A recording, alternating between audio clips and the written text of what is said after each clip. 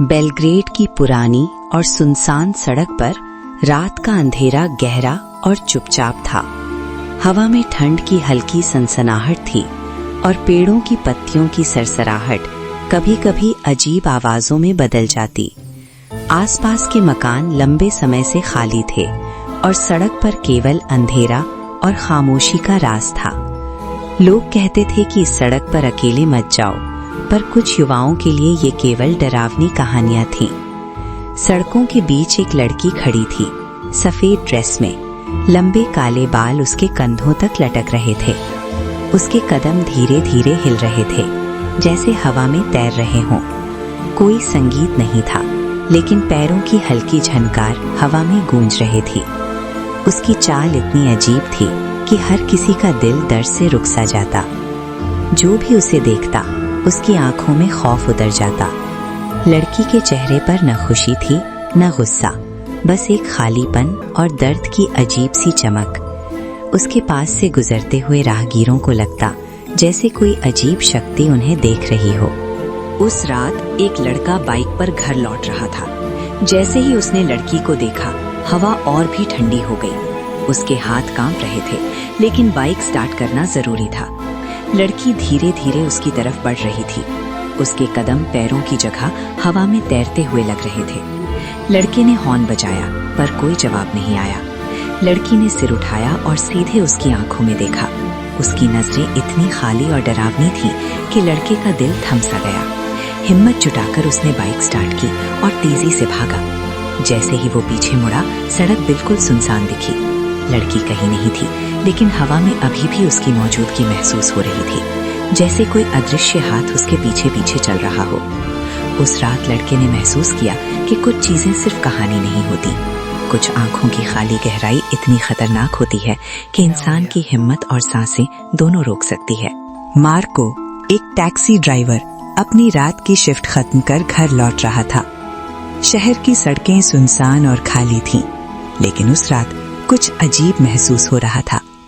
जैसे ही वो पुराने ब्रिज के पास पहुंचा, उसने सड़क के बीच सफेद ड्रेस पहने लड़की को देखा। लड़की धीरे धीरे नाच रही थी। उसके लंबे काले बाल हवा में लहरा रहे थे और पैरों की हल्की झनकार अजीब तरह से सुनाई दे रही थी। कोई संगीत नहीं, पर उसके कदम हवा में तैरते हुए जैसे किसी पुराने डरावने सपने की गूंज दे रहे हों। मार्को ने हॉर्न बजाया, लेकिन लड़की ने रुकने का नाम नहीं लिया। उसके कदम धीरे धीरे मार्को की तरफ बढ़ रहे थे। उसकी आंखें खाली थीं, पर उनमें दर्द और गुस्से की गहराई झलक रही थी। मार्को की सांसें तेज हो गईं, दिल तेजी से धड़क रहा था और उसके हाथ कांप रहे थे। जैसे ही वो लड़की उसके पास आई, हवा अचानक और ठंडी हो गई। उसके चेहरे पर अजीब सी मुस्कान थी, जो डर और रहस्य दोनों को दिखा रही थी। मार्को ने कोशिश की पीछे हटने की, पर पैर जकड़ गए, जैसे कोई अदृश्य शक्ति उसे रोक रही हो। अचानक लड़की ने हाथ उठाए और उसकी हथेली में चमकता हुआ चाकू दिखाई दिया। मार्को डर से कांपते हुए भागा। उसने बाइक स्टार्ट की और तेजी से सड़क पार की। जैसे ही उसने पीछे मुड़कर देखा, लड़की अब सड़क के बीच नहीं थी। सिर्फ अंधेरा और हवा में हल्की सरसराहट, जो उसे अभी भी पीछा करती महसूस हो रही थी। मार्को समझ गया कि ये कोई साधारण लड़की नहीं थी।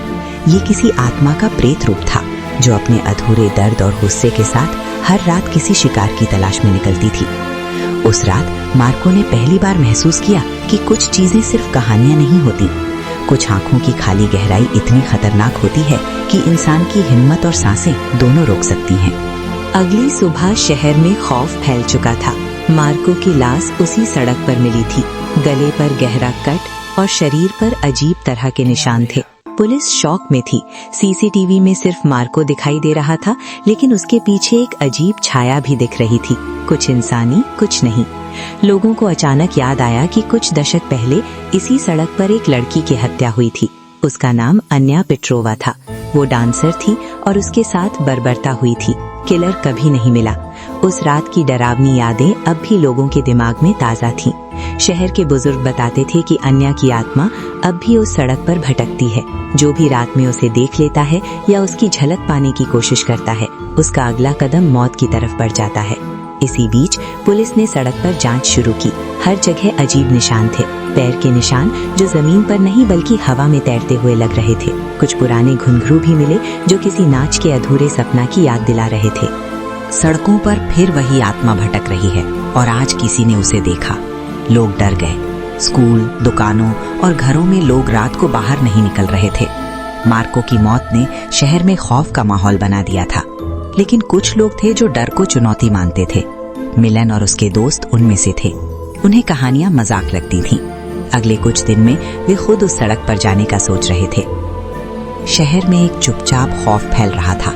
हवा में हल्की सरसराहट, अंधेरे में चलती परछाइयां और कहीं दूर से आती चीख, ये सब संकेत थे कि सर्बियन डांसिंग लेडी फिर से आ चुकी थी। मार्को की मौत सिर्फ शुरुआत थी, अब अगले शिकार की तलाश शुरू हो चुकी थी। मिलान और उसके दोस्त हॉरर व्लॉग्स बनाने वाले थे।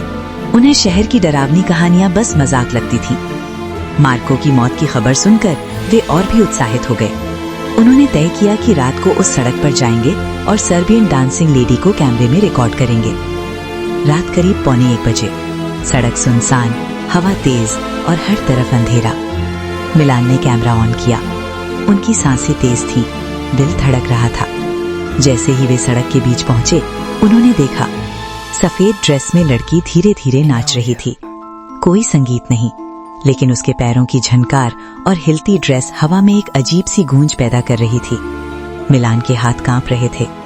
उसके दोस्त की आंखों में डर और उत्सुकता दोनों झलक रहे थे।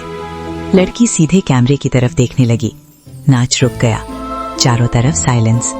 दोस्त एक दूसरे की तरफ देखकर सोच रहे थे कि क्या ये सच है या उनकी आंखें धोखा दे रही हैं। अचानक तेज चीख, कैमरा गिर गया और जमीन पर लड़कों की सांसें तेज हो गईं। मिलन ने पीछे मुड़कर देखा, पर कोई नहीं था, सिर्फ अंधेरा और हवा में हल्की सरसराहट, जैसे कोई अभी भी उनके आसपास था। अगली सुबह केवल कैमरा मिला। वीडियो में आखिरी फ्रेम में लड़की उनके पास खड़ी थी, आंखें खाली और खून जैसी चमक के साथ। स्क्रीन पर अचानक लिखा था, अगला तुम हो। दोस्त डर के मारे डर गए। शहर में खबर फैल गई कि कोई उन लड़कों को निशाना बना सकता है। बुजुर्गों ने चेतावनी दी कि कभी भी उस सड़क पर अकेले मत जाना। मिलन और उसके दोस्तों ने महसूस किया कि ये केवल कहानी नहीं थी, ये असली था। सर्बियन डांसिंग लेडी अब उनके पीछे थी। शहर की सड़कें फिर से सुनसान हो गईं। हवा में वही डरावनी सरसराहट और शैडोज, और कहीं गुमनाम खाली आंखों वाली लड़की शिकार की तलाश में घूम रही थी।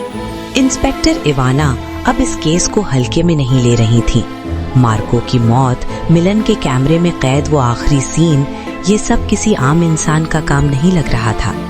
इवाना ने फैसला किया कि उसे इस सड़क का पुराना इतिहास खंगालना ही पड़ेगा। पुलिस स्टेशन के पुराने रिकॉर्ड रूम में धूल से भरी फाइलें पड़ी थीं। कई घंटों की तलाश के बाद उसे एक फाइल मिली, साल 1978 की। फाइल पर लिखा था आन्या पेट्रोवा। आन्या एक डांसर थी। उसका सपना था बड़े स्टेज पर नाचना, लेकिन एक रात इसी सड़क पर उसका सपना हमेशा के लिए टूट गया। रिपोर्ट के मुताबिक आन्या को जबरदस्ती यहाँ लाया गया था। उसे डराया गया, सताया गया और अंत में उसी सड़क पर मार दिया गया। लोगों ने कहा था कि मरने से पहले भी आन्या नाच रही थी। दर्द, डर और बेबसी में किया गया आखिरी नाच। उस केस में किलर कभी नहीं मिला। कुछ गवाह अचानक गायब हो गए, कुछ ने बयान बदल लिए। केस धीरे धीरे बंद हो गया, लेकिन आन्या का दर्द वहीं रह गया। इवाना को अब समझ आने लगा था। सफेद ड्रेस, नाच, खाली आंखें, सब कुछ आन्या से जुड़ा था। ये कोई नई आत्मा नहीं थी, बल्कि वही पुरानी आत्मा थी जो सालों से इंसाफ का इंतजार कर रही थी। उसी रात इवाना खुद उस सड़क पर पहुंची। घड़ी ने जैसे ही 2 बजाए, हवा अचानक ठंडी हो गई। स्ट्रीट लाइट्स हल्की हल्की झपकने लगी और तभी दूर से पैरों की वही जानी पहचानी आवाज आई। धीरे धीरे अंधेरे से एक आकृति बाहर आई। सफेद ड्रेस, लंबे बाल और वही अजीब डरावना नाच। इवाना का दिल तेज धड़क रहा था, लेकिन वो भागी नहीं। आज पहली बार वो आत्मा से भागने नहीं, उसका सच जानने आई थी। और शायद आज पहली बार सर्बियन डांसिंग लेडी ने भी उसे देख लिया था। इंस्पेक्टर इवाना सड़क के बीच खड़ी थी। सामने वही सफेद ड्रेस पहने लड़की धीरे धीरे नाच रही थी। हवा ठंडी हो चुकी थी और स्ट्रीट लाइट्स बार बार झपक रही थी। हर झपक के साथ लड़की थोड़ी और पास आती लग रही थी। इवाना ने हिम्मत करके आवाज लगाई, आन्या। नाम सुनते ही लड़की का नाच अचानक रुक गया। हवा एकदम शांत हो गई। कुछ सेकंड तक ऐसा लगा जैसे समय भी रुक गया हो। धीरे धीरे लड़की ने सिर उठाया। उसके चेहरे पर अब वो खालीपन नहीं था।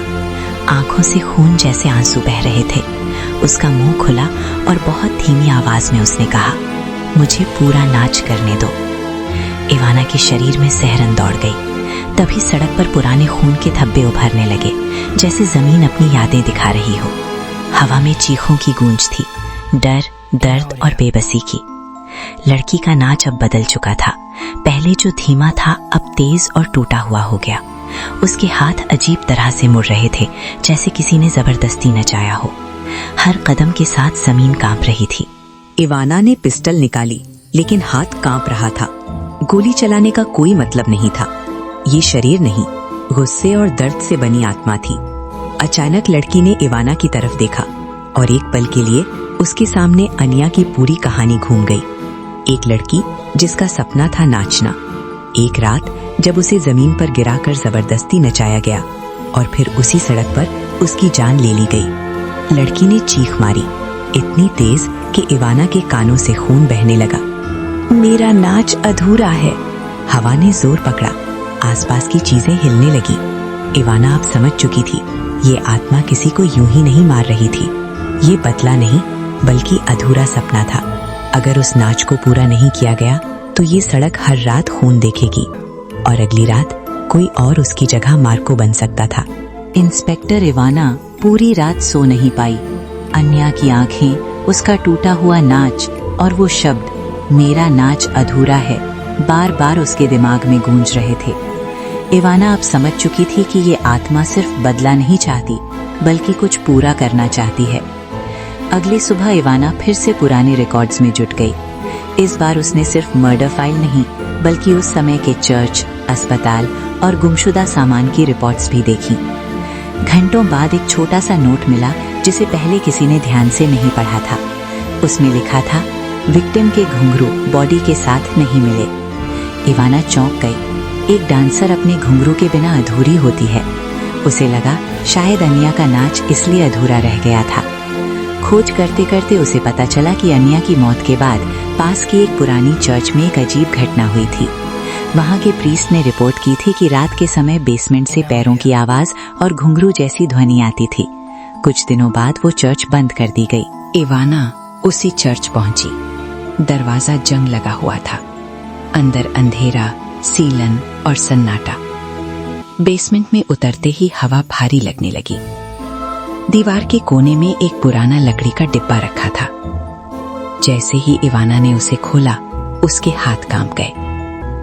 अंदर पुराने खून से सने घुंघरू पड़े थे। उसी पल हवा तेज हो गई।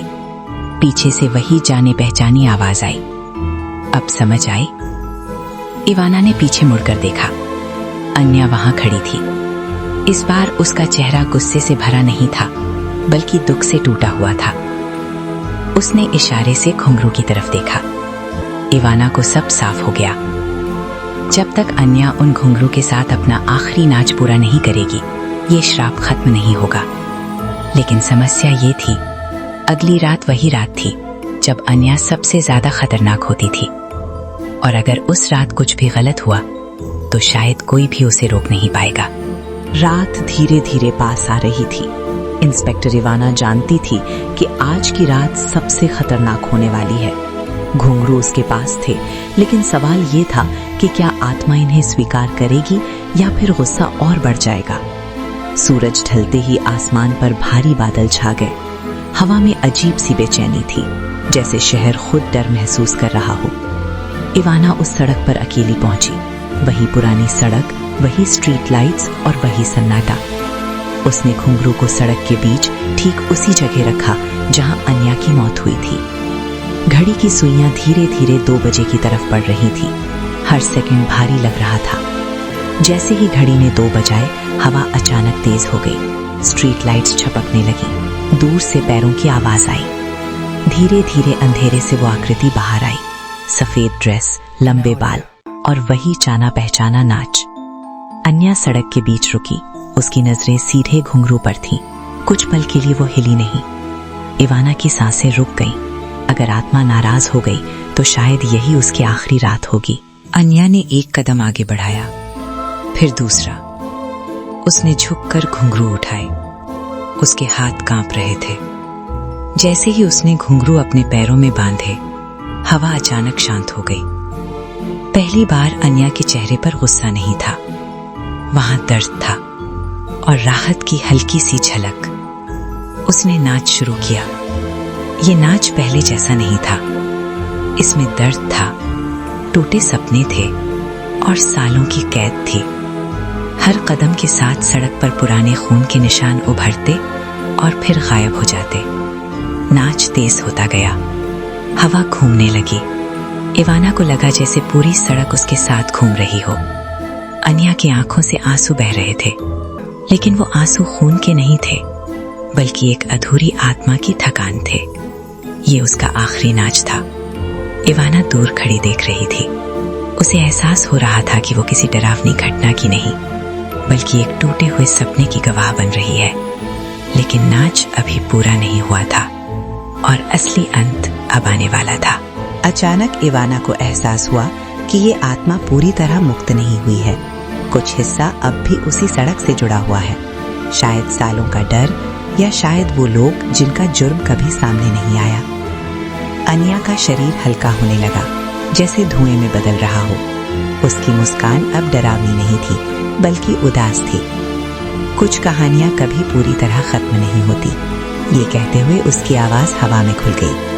अगले ही पल सड़क फिर से पूरी तरह खाली थी। न कोई लड़की, न नाच, न घुंघरू।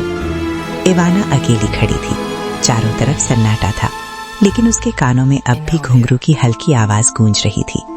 उसे समझ आ गया था कि शांति मिली है, पर शायद हमेशा के लिए नहीं, क्योंकि कुछ आत्माएं इंसाफ के बिना कभी पूरी तरह नहीं जाती। और अगर किसी रात फिर से उस सड़क पर कदमों की आवाज सुनाई दे, तो इसका मतलब होगा कि कहानी अभी खत्म नहीं हुई। उस रात के बाद सड़क फिर से खुल गई। कुछ दिनों तक सब सामान्य रहा।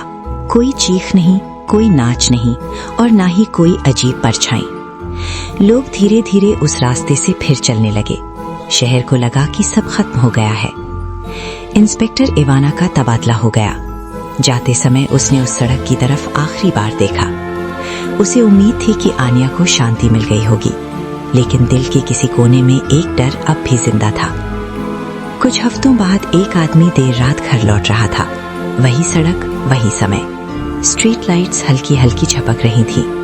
अचानक उसने देखा, सड़क के किनारे कोई खड़ा था। एक लड़की, सफेद ड्रेस, लंबे काले बाल। वो नाच नहीं रही थी, बस खड़ी थी, बिल्कुल शांत। आदमी ने सोचा शायद कोई आम लड़की होगी। उसने कदम आगे बढ़ाया। तभी हल्की सी आवाज आई, घुंघरू। आदमी का दिल जोर से धड़क उठा। उसने ध्यान से देखा, लेकिन लड़की के पैरों में कुछ नहीं था। फिर ये आवाज कहां से आ रही थी? लड़की ने धीरे धीरे सिर उठाया और उसकी तरफ देखा। उसकी आंखें खाली नहीं थीं, लेकिन बहुत गहरी थीं। उस आदमी को अचानक बिना वजह डर लगने लगा। उसने पीछे हटने की कोशिश की और तभी लड़की ने बहुत धीमी आवाज में कहा, कुछ नाच कभी पूरे नहीं होते। अगले पल हवा तेज हो गई। स्ट्रीट लाइट्स बुझ गई और जब रोशनी वापस आई, सड़क खाली थी। अगली सुबह कोई लाश नहीं मिली, कोई खबर नहीं बनी, लेकिन उस आदमी ने फिर कभी उस सड़क पर कदम नहीं रखा। और आज भी बेलग्रेड में लोग कहते हैं, अगर रात में कोई अकेली लड़की सड़क पर दिखे तो उसके पास मत जाना, मत पूछना वो कौन है, मत देखना उसकी आंखों में, क्योंकि हो सकता है वो नाचने आई हो, और हो सकता है वो तुम्हें अपने अधूरे नाच का हिस्सा बनाने आई हो।